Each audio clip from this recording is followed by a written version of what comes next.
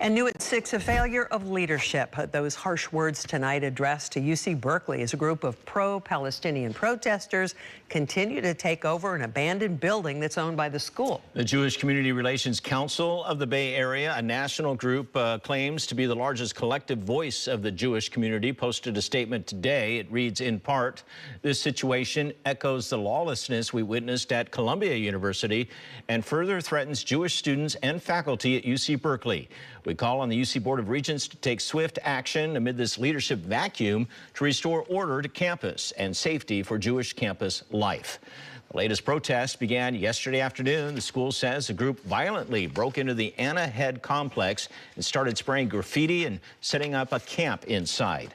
The new group set up just blocks away from Sproul Hall, where protesters there camped out for several weeks. The university has since struck an agreement with those protesters, promising a series of steps to examine the school's investments. But as for the new protest, school leaders say they're treating it as an active crime scene. Berkeley Assistant Vice Chancellor Dan Mogilov says in part, quote, "This is not nonviolent civil disobedience. The suspects are trespassing and vandalizing an unsafe, boarded up, fire-damaged building next to People's Park. We have confirmed that the coalition with whom we reached an understanding with yesterday did not initiate today's action," end quote.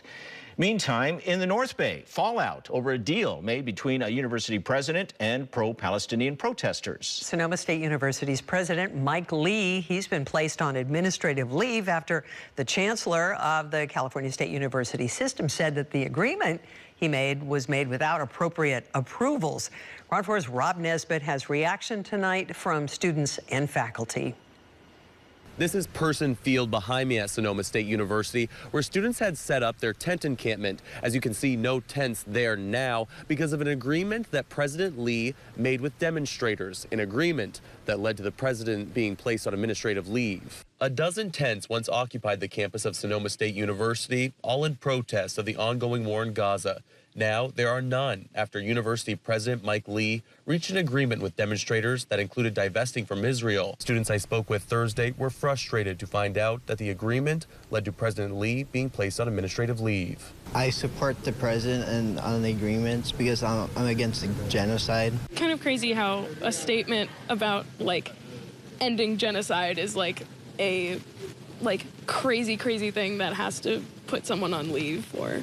The agreement laid out in a 3-page letter was declared a win by student activist groups, but it also drew backlash. One agreement was establishing a Palestinian curriculum, but professor of anthropology Alexis Boutan says there wasn't enough input.